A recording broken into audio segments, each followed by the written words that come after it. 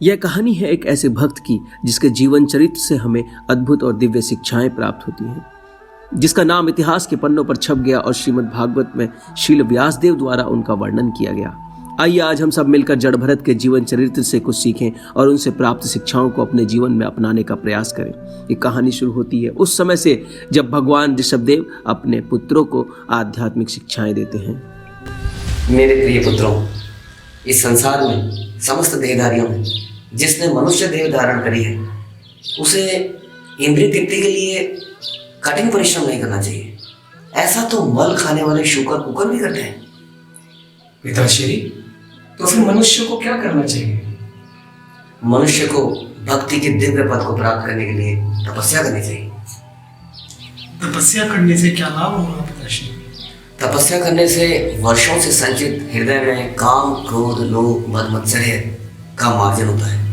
इससे मन की शुद्धि होती है और व्यक्ति भक्ति का प्रारंभ करता है। भक्ति के प्रारंभ करने से दिव्य आनंद प्राप्त होता है जो इस भौतिक आनंद से परे है। पिताश्री, इस भवबंधन से हम कैसे मुक्ति पा सकते हैं? भवबंधन से मुक्ति पाने के लिए हमें भक्तों का संग करना होगा।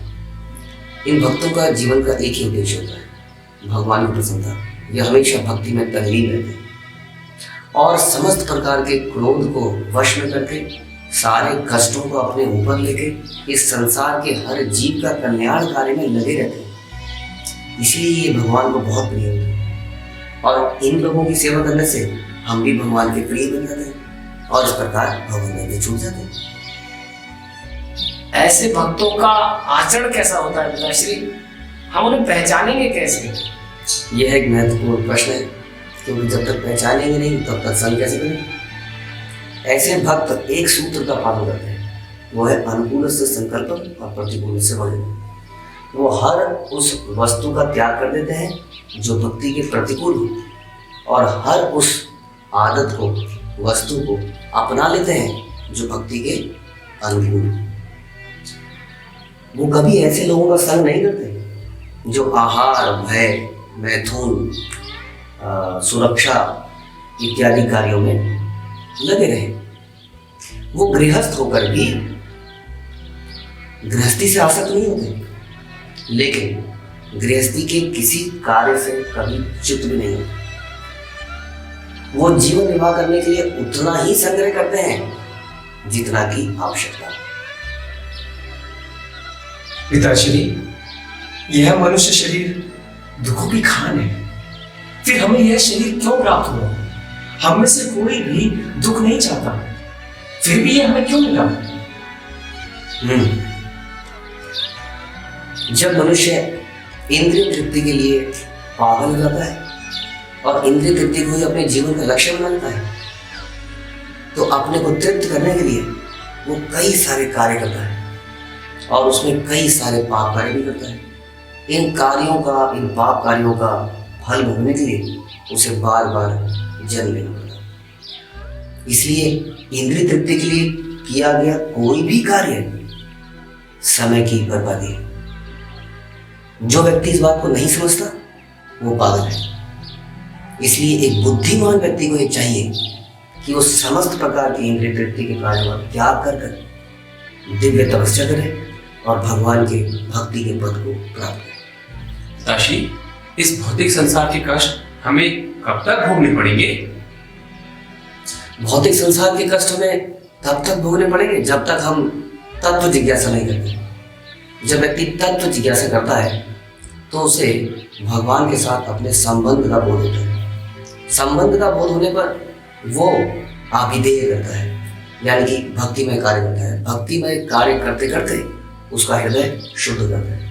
इस प्रकार जब उसका हृदय शुद्ध हो जाता है तब वो दोबारा जन्म नहीं लेता और भगवान के धाम पर वापस चले जाता है। इस संसार में जो हम पर आश्रित हैं उनके प्रति हमारा क्या कर्तव्य है पिताश्री? गुरु न सस्यात्, स्वजनो न सस्यात्, पिता न सस्यात्, जननी न सस्यात्।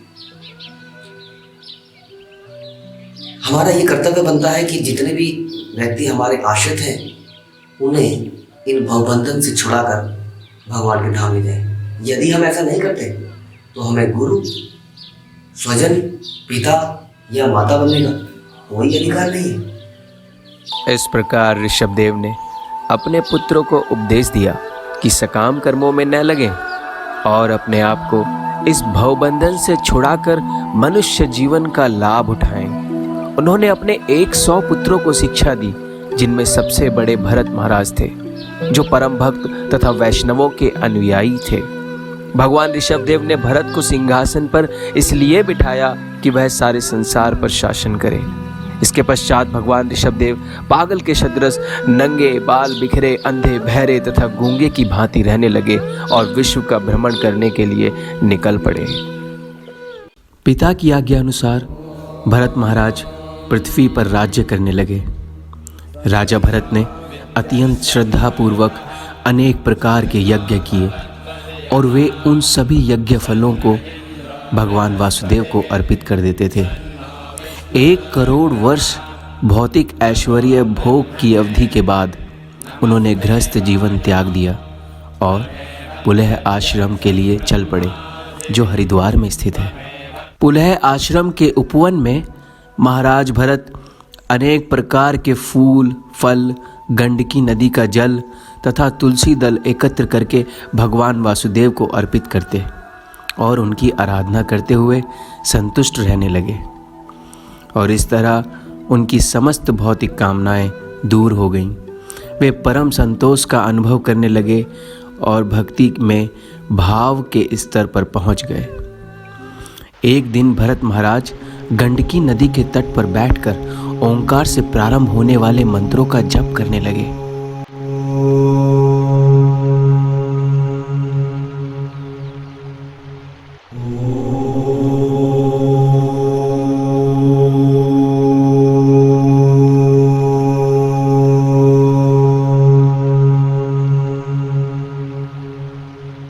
उसी समय एक प्यासी हिरनी पानी पीने आई। पास ही एक सिंह ने घोर गर्जना की। जब हिरनी ने यह गर्जना सुनी तो वह बुरी तरह डर गई और सहसा नदी पार करने के लिए छलांग लगा दी। हिरनी गर्भवती थी। जैसे ही वह डर के मारे कूदी तो शिशु उसके गर्भ से निकलकर नदी के बहते जल में गिर गया और हिरनी तुरंत मर गई। नदी पर बैठे भरत महाराज यह सब देख रहे थे। उन्हें उस शिशु पर बड़ी दया आई और वे उसे अपने आश्रम में ले आए और धीरे धीरे भरत महाराज उस शिशु मृग के प्रति अत्यंत वत्सल हो गए। वे उसे घास खिलाते, उसका पालन करते, उसका शरीर खुजाते, उसकी देह को सहलाते और इस प्रकार हिरण से आसक्त हो गए। धीरे धीरे वे यम नियम को भूलते चले गए, यहाँ तक कि वे भगवान की आराधना भी भूल गए। थोड़ी सी देर के लिए भी यदि हिरण उनकी आंखों से ओझल हो जाता तो वह विचलित हो जाते और उसे ढूंढने के लिए निकल पड़ते। अपने अंत समय में वे हिरण का ध्यान करते हुए शरीर छोड़ने के कारण अगले जन्म में वे एक हिरण बने। भगवान की योग मायावश उन्हें अपने पूर्व जन्म का आभास था। मृग का शरीर त्याग कर भरत महाराज ने एक विशुद्ध ब्राह्मण के कुल में जन्म लिया। जन्म लेने वाला यह ब्राह्मण ही जड़ भरत कहलाया।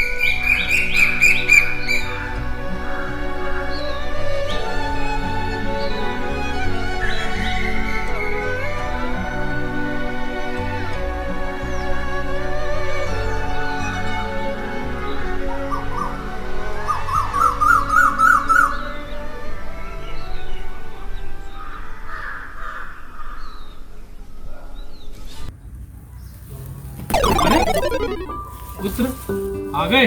चलो अच्छा किया। ये बताओ, आज तुमने शौच करने के बाद हाथ धोए या आज भी शौच करने से पहले ही धो लिए थे? चलो आओ, मैं तुम्हारे हाथ धुलाता हूँ। आओ, चलो पुत्र आओ, आओ।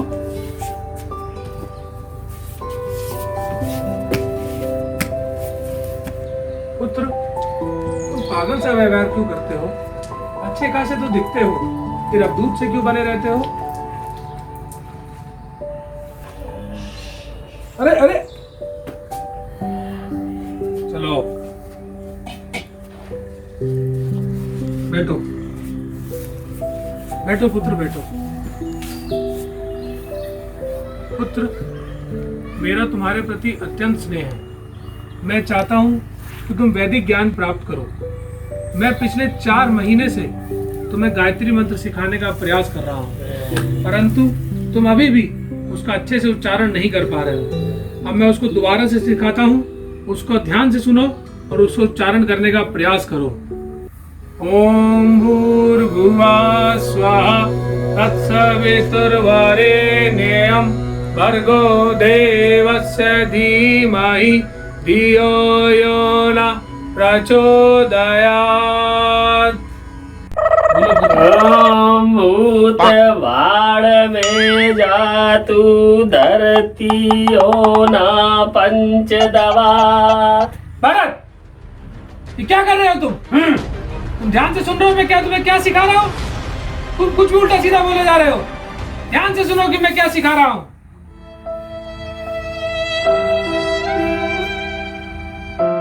पुत्र, सही से उच्चारण करने का प्रयास करो। गायत्री मंत्र का सही से उच्चारण करो। भरत, भरत, ये तुम क्या कर रहे हो? भरत, तुम एकदम पागल हो। तुम्हारे साथ समय बिताना व्यर्थ है। मैंने तुमसे झूठी आशा लगा रखी है कि तुम विद्वान बनोगे, बहुत बड़े महान विद्वान। लेकिन भरत, तुम जिंदगी भर ऐसे ही गधे बने रहो, तुम्हारा कुछ नहीं हो सकता है। भरत। ब्राह्मण को जड़ भरत अत्यंत प्रिय थे। वे चाहते थे कि उनका पुत्र वैदिक ज्ञान को प्राप्त करे, किंतु भरसक प्रयास करने के बाद भी वह असफल रहे। जड़ भरत ऐसा आचरण इसलिए करते थे जिससे उनके पिता यह समझें कि वह शिक्षा के अयोग्य है।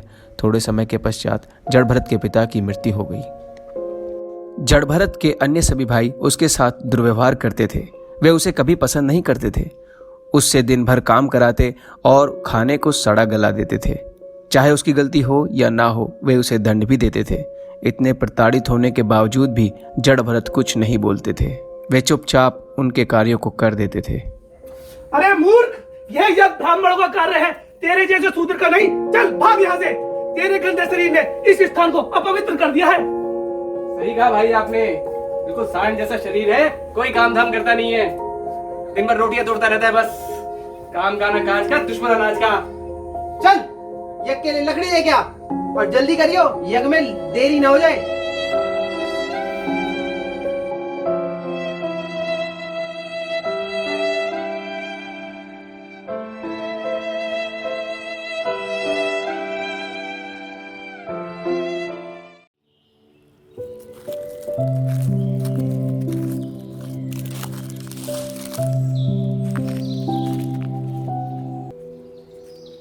जड़ भरत आध्यात्मिक ज्ञान से पूरित थे।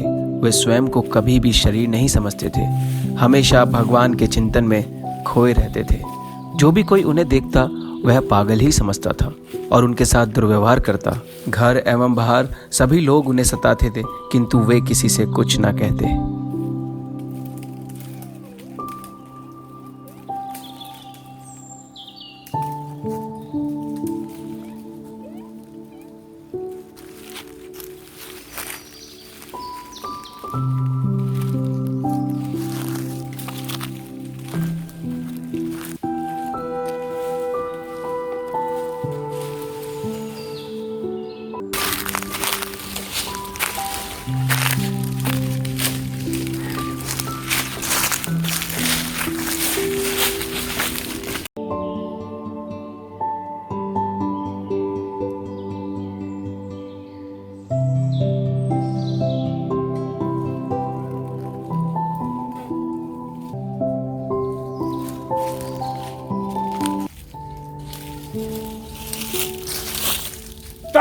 तौबा तौबा, इस मनुष्य की शक्ल देख ली, अब तो केवल अपशगुन ही अपशगुन होगा। अरे दूर, तुझे इसी रास्ते से आना था। अरे बहरे, सुनाई नहीं देता क्या? धत, इसे तो कुछ कहना ही बेकार है। मैं ही अपना रास्ता बदल देता हूँ।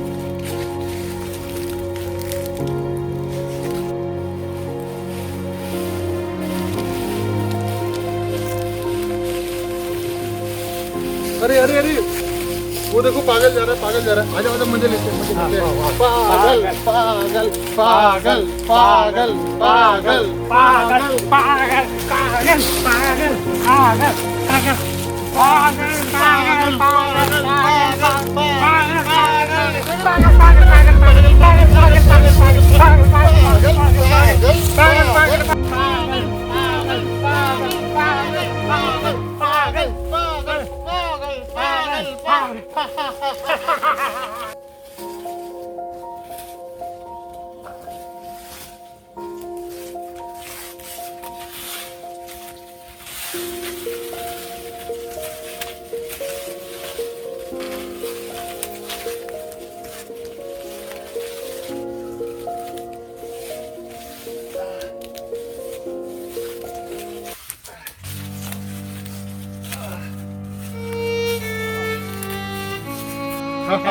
मजा आ गया, मजा आ गया। चलो आजा आजा, पागल को फिर गिराते हैं, फिर गिराते हैं पागल को। किधर है पागल?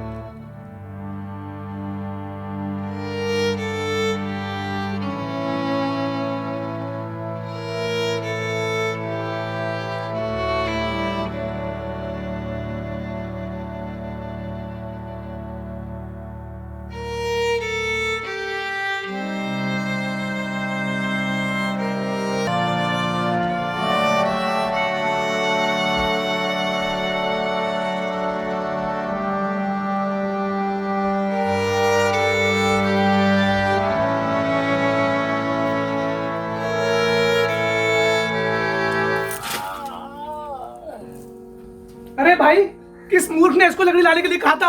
ये मूर्ख देखो, गीली लकड़ी ले आया है। अरे मूर्ख, इतनी देर से तेरा इंतजार कर रहे थे। कहाँ रह गया था तू? संध्या काल आने को आ गया है, अभी तक यज्ञ आरंभ नहीं किया हमने। इसी लकड़ी से तेरा पागलपन उतारता हूँ आज। इस बैल को रोटी के टुकड़े डालो और खेत में काम कराओ। भाई, ये खेत में काम करने लायक भी नहीं है। इसे ये नहीं पता कहाँ मिट्टी डालें और कहाँ गड्ढा करें। अरे भाई, सुबह से शाम हो गई है, इसने कुछ भी नहीं कहा है। मुझे लगता है इसकी दिमाग ने काम करना बंद कर दिया है। लेके आ, कुछ घर पे सूखी रोटी पड़ी होगी, इसको देते हैं। यही बासी रोटी परसों की। ले रोटी, खा ले इसे।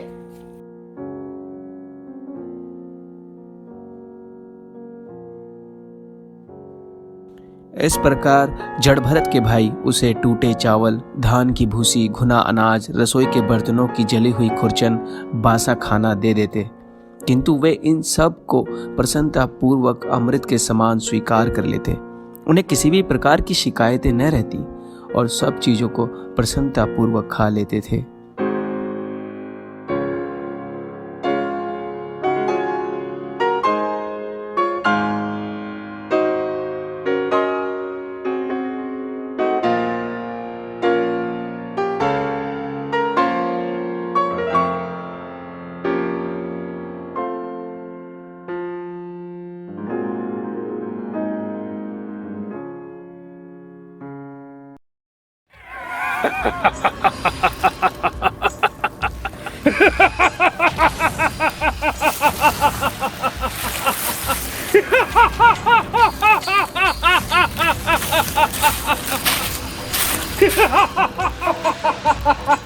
यदि मुझे पुत्र चाहिए तो मुझे तुझ जैसे पशु तुल्य मनुष्य की बलि देकर माँ भद्रकाली की उपासना करनी होगी, तभी माँ भद्रकाली प्रसन्न होकर मुझे पुत्र प्रदान करेंगी।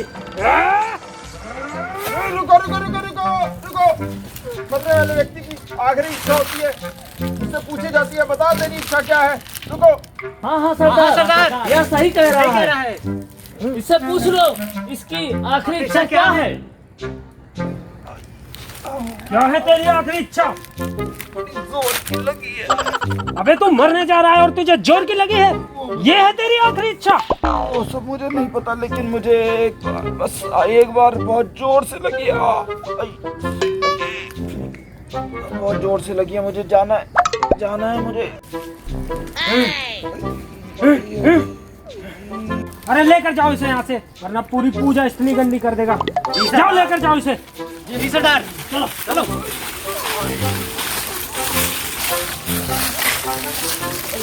ठीक से पकड़ो इसको, कहीं भाग ना जाए। सरदार छोड़ेगी नहीं। जोर से पकड़ा है, सही से पकड़ो। मूर्खों, यहाँ तो जाने दो अकेले, यहाँ पे भी मेरे साथ साथ चलोगे? कहीं तो अकेले जाने दो। अरे मूर्खों, अरे जाओ यहाँ से, इस स्थिति में तो अकेले छोड़ दो। जाओ उधर देखो।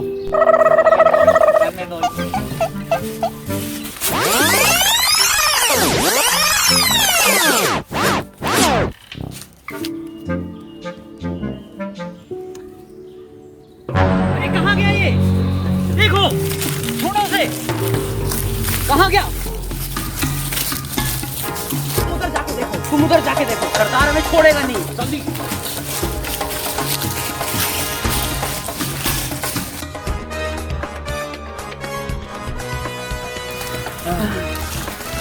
कहाँ भाग गया वो? अब सरदार हमें नहीं छोड़ेंगे। ढूंढो उसे। अब वो हाथ नहीं आएगा, वो भाग चुका है। चलो सरदार को सारी सच्चाई बता देते हैं। चलो चलो भाई चलो। बलि चढ़ाए जाने वाला व्यक्ति सरदार के आदमियों को धोखा देकर भाग जाता है। वे उसे यहाँ वहाँ ढूंढते हैं, लेकिन उसका कुछ पता नहीं चलता। हार कर वे सभी सरदार के पास पहुँचते हैं। मुहूर्त बीता जा रहा था। सरदार काली की स्थापना करके बस बलि चढ़ने वाले मनुष्य का बेसब्री से इंतजार कर रहा था। तभी उसके हारे हुए आदमी वहाँ पहुँचते हैं और उसे सारा वृत्तांत बताते हैं। सरदार, वो भाग गया। हाँ भाग गया। अरे मूर्खों, तुमसे एक काम ठीक से नहीं होता। मुझे तो तुम सभी पशु तुल्य लगते हो। और मेरी शक्ल क्या देख रहे हो? जाओ ढूंढ कर लाओ उसे, वरना तुम्हारी बलि देकर ही माँ भद्रकाली को प्रसन्न कर दूंगा। जाओ ढूंढ कर लाओ।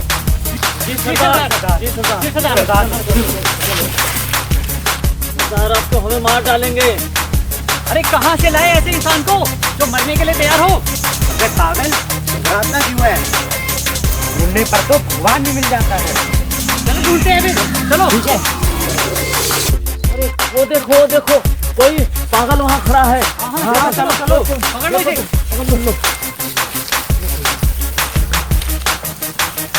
चलो ले चलो सरदार के पास। चल। अच्छा मुर्गा मिला है, बहुत हष्ट-पुष्ट है। सरदार खुश होएगा, शाबाशी देगा। सरदार, बहुत बढ़िया मुर्गा मिला है। बहुत बढ़िया। आज महाकाली जरूर प्रसन्न होंगी। देखो इसे वेदी पर। आज माँ काली तेरे खून के चढ़ावे से बहुत प्रसन्न होंगी। तेरा खून अर्पित करके माँ काली को आज प्रसन्न करूंगा। रखो इसे वेदी पर।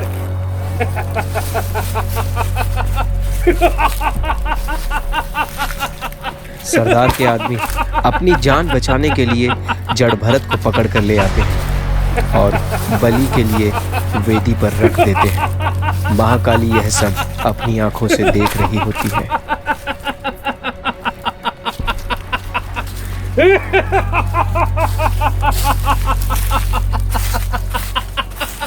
जय माँ काली, जय माँ काली। हे भद्रकाली, मेरी भेंट अर्पित कर रहा हूँ। माँ भद्रकाली, स्वीकार करो।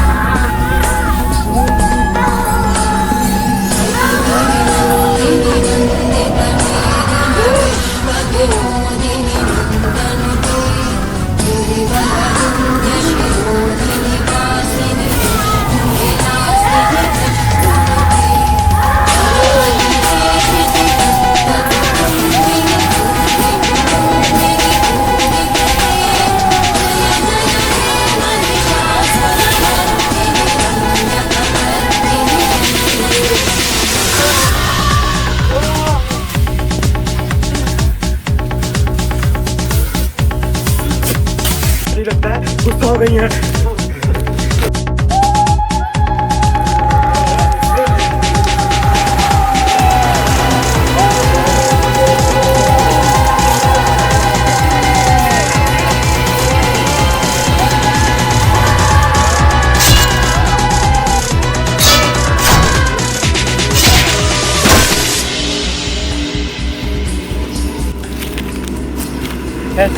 ऐसा विकराल रूप तो मैंने कभी नहीं देखा। लगता है चली गई। लगता है माँ काली चली गई माँ काली।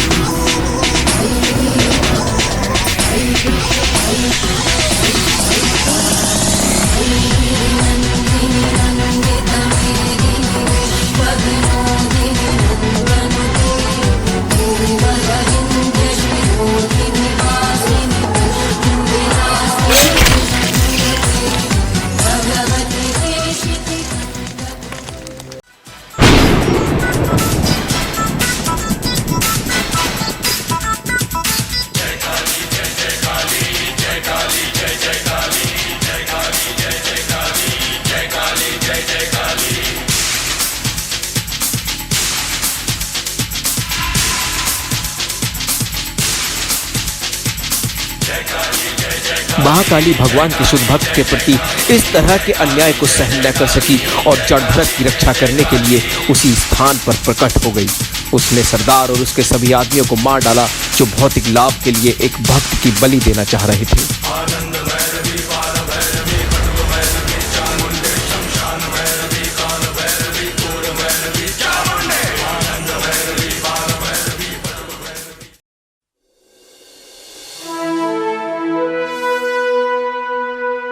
कुछ समय बाद सिंधु और सोवीर प्रदेशों का शासक राजा रहुगुण ज्ञान प्राप्त करने के उद्देश्य से पालकी में सवार होकर कपिल आश्रम जा रहा था। रास्ते में अचानक उनके एक कहार या पालकी वाहक की तबीयत खराब होने लगी।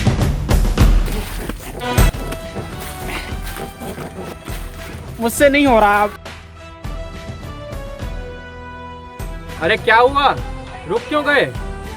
महाराज हमारे बीच कहार की तबीयत खराब हो चुकी है। हमें एक कहार की अत्यधिक आवश्यकता है। ठीक है, पालकी को कहीं उचित स्थान पर रख दो और शीघ्र ही एक कहार की व्यवस्था की जाए। जी महाराज। हम कार को ढूंढ के शीघ्र आते हैं महाराज। ठीक है, जल्दी आना। जी महाराज।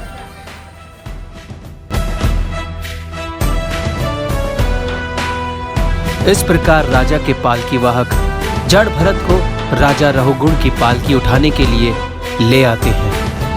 अपने अहिंसक भाव के कारण जड़ भरत पालकी को ठीक से नहीं ले जा रहे थे। वे आगे बढ़ते और हर 3 फुट पहले देखने के लिए रुक जाते कि कहीं कोई चींटी पर पांव तो नहीं पड़ा है। इसके फलस्वरूप वे अन्य कहारों से तालमेल नहीं बैठा पा रहे थे, जिसके कारण पालकी हिल-डुल रही थी। तभी राजा रहुगुण ने पूछा, अरे रोको, तुम इस पालकी को ऊंचा नीचा करके क्यों ले चल रहे हो? उचित रहेगा यदि ठीक से चलो। महाराज हम तो ठीक से चल रहे हैं। लगता है ये जो नया व्यक्ति आया है ये कुछ गड़बड़ कर रहा है। रोको अभी पालकी। जी महाराज। उतारो मुझे, अभी देखता हूँ कौन है ये। अब बताता हूँ, अब देखता हूँ। अरे मेरे भाई, लगता है तुम बहुत थके हुए हो। अच्छा, बहुत दूर से चल के आ रहे हो ना। लगता है वृद्धावस्था से बहुत परेशान हो, वरना इस बैल जैसे शरीर को लेकर भी तुम इस पालकी को सही से उठा नहीं पा रहे। सही से काम करो। कुछ सुनाई दे रहा है या नहीं?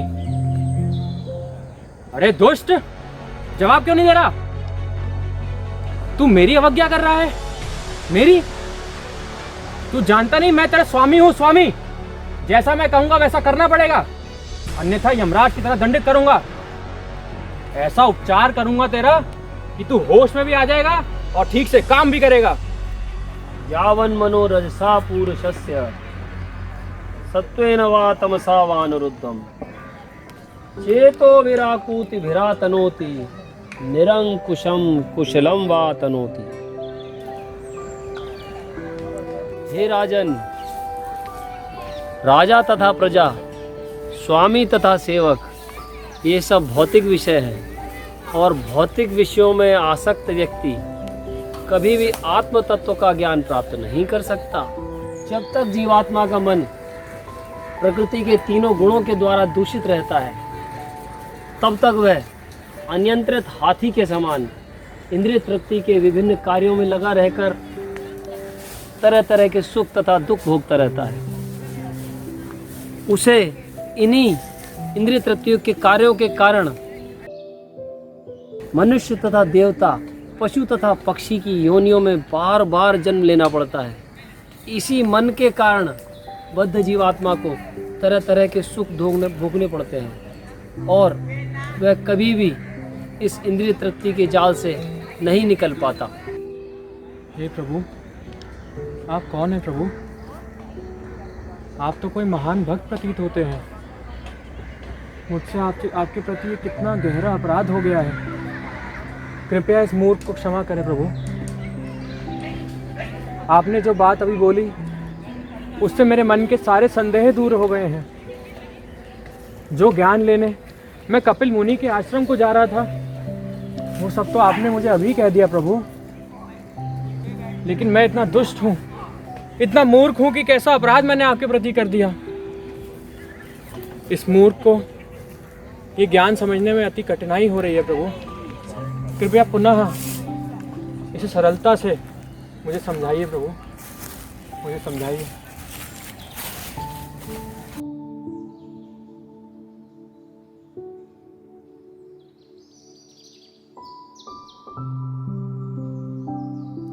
इस संसार में जितनी भी उपाधियां हैं वह सब नश्वर है।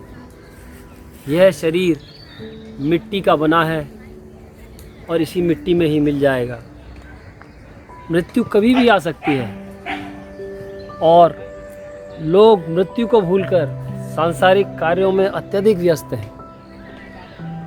वे खुद के असली स्वरूप को भूले बैठे हैं। वह इस बात को भूले बैठे हैं कि वह आत्मा है और आत्मा का स्वरूप है भगवान का नित्य दास, और दास वह है जो स्वामी की सेवा करे।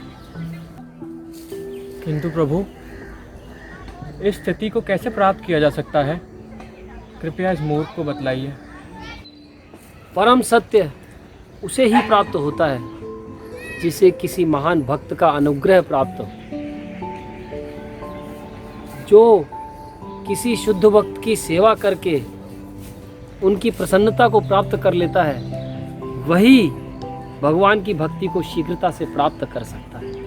हे प्रभु, आपके अनमोल वचनों को सुनकर मैं अति धन्य हो गया हूँ और मुझे ये अच्छी तरह ज्ञात हो गया है कि इस मनुष्य जीवन का क्या लक्ष्य है।